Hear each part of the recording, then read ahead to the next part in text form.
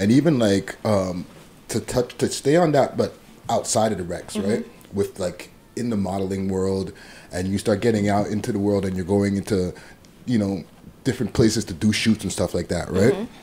And couple that with all the talk that, you know, that's been going on in the news with man's like R. Kelly, right? Getting, you know, where people are muting him. Harvey Weinstein has a bunch of charges against him and more, right? Have you ever been in one of those hashtag Me Too situations? No, not okay. There was a recent situation, and I don't want to like discredit anyone or anything, but like it wasn't one of those where it was like the guy was like trying to touch me or anything like that, you know, but like I just felt like he overstepped his boundaries. It was a photographer that's in Toronto. It's not Max, if anyone's put it, like, it's not Max. Let me just put that out there. It's not Max, but there was a photographer recently that I decided to collab with another photographer from Miami, and we ended up doing a nude shoot. And so we did the nude shoot or whatever, and then he the Toronto photographer, he asked me prior to me doing the shoot if I would be okay with doing a nude shoot with him, and I said no, just because I didn't feel like he was like an up and coming photographer. It's not that I didn't see the potential in him, it's just that I didn't feel like comfortable doing that type of shoot with you, like, you know. Right. So yeah, he just like, when he posted the pictures or like the preview of the pictures or whatever, he was like, he slid in my DMs and he was like, honestly, I think you're a liar, like he did the most. And I'm like, wow. I'm like, it's not that serious, like I just didn't do a nude shoot with you. And he was like so like upset that I didn't go nude with him, and I was like that just threw me off a little bit. So I'm like, I don't know if I should, like, because I heard things about him, but he's never acted no way towards me, like, you know. So I was like, okay, I hear things about people all the time, I always give people like their fair chance or whatever.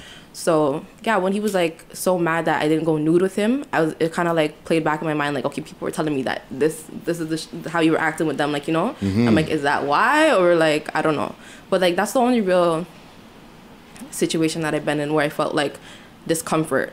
Other than that, I try to stick to like the same type of photographers and videographers or whatever.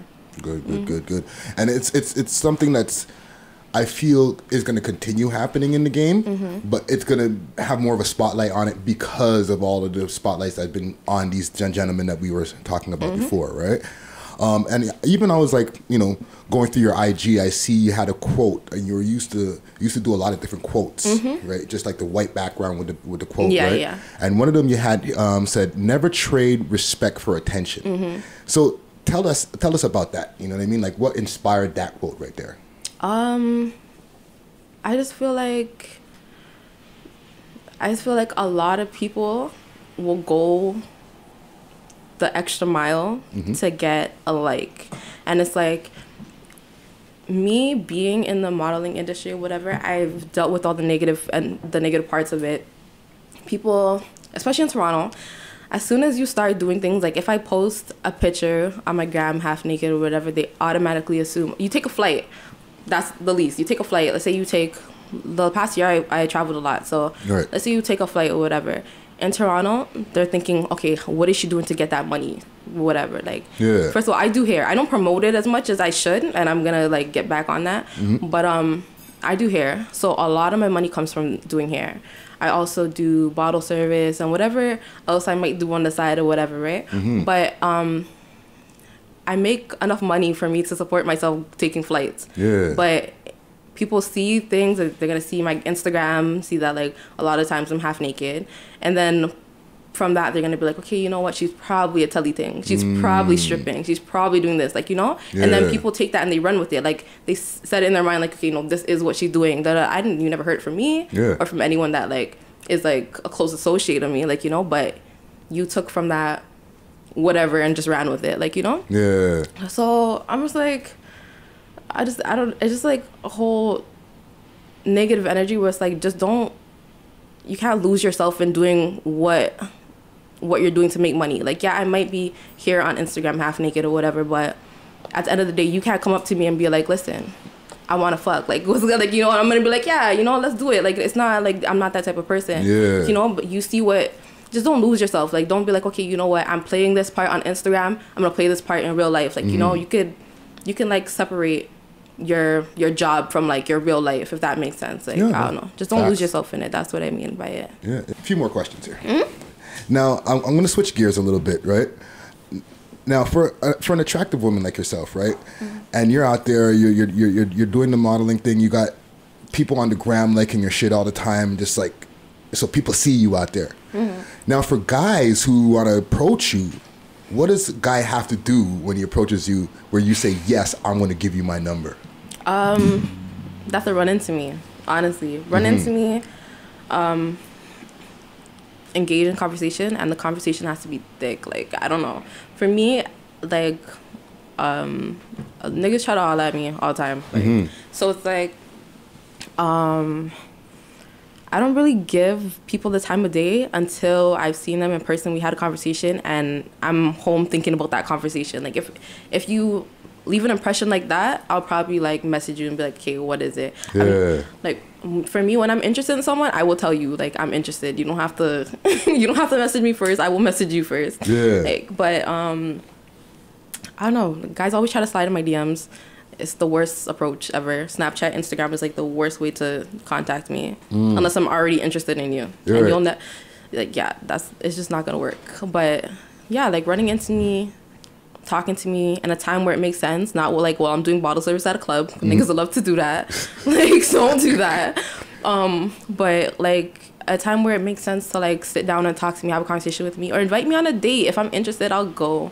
Okay. But, yeah, something like that. So, message to the guys, comment gang strong. Do not approach her in the club while she's doing bottle service and think that you're gonna get a date. Unless you really got it going on. Like, exactly. You got your game tight. Okay? Exactly. Even what ends produces the realest dudes, excluding your own ends. I'm about to be like Rexdale. I know you're gonna say it's a Rexdale, but excluding your own ends. And we don't have to stay in Toronto. You could be like, yo, OT. The realest guys? Yeah. Okay. Let me tell you why this is a hard question for me to answer, okay? I don't really go out of Rex unless it's out of country. Like, literally. So if I'm talking to anyone, my friends, all that, they're all from Rexdale. Like, I know a few people outside of Rexdale that I could say are like, you know, real niggas, but for the I don't know. Like, I never really got to know anyone in Toronto like that that's not from Rex. Like, that's really what I surround myself with. But like, I don't know. That's a hard question for me to answer. A small circle? Yeah, I have a really small circle, like extremely small. What ends produces the biggest wastemans? Holy.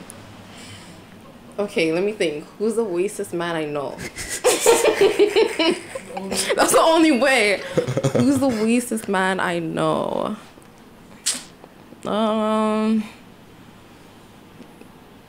Okay. Nah, but he's okay, he's waste. But okay, I'm gonna say I don't know. I don't wanna shout out no ends to me like, yo, they're waste mans or whatever. But I know a real waste you. Okay. From I think he's from like Dixon. So I'm gonna say the wastest man I know. I'm not saying waste mans, but the wastest man that I know is from Dixon. Okay. So. Okay. Yeah. That brings me to my next question. What's the biggest waste man thing a man has ever done to you? Okay. Okay, I think, there's a few things. So, one, if you lie on pokes, I think you're waste. Like, that's just, there's no coming back from that. Okay. And then being a grown man and owing me money. Like, you're grown. Wow.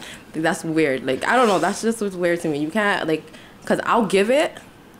And it's like, I'm not the type to, like, run you down or anything. Because at the end of the day, it's just money. It's nothing. Like, you know? But, like, I just feel like if you're a grown man, would you not feel a way saying, like, okay, yeah, I owe a girl money. Like, I owe a girl money. That's just, like, I don't know. I feel like it should feel heavy on your conscience. But it doesn't for some people. So I'm just like, okay, just the fact that it doesn't weigh heavy on you, you're waste. Like, waste man. Yeah. That's just waste. I don't know. Yeah.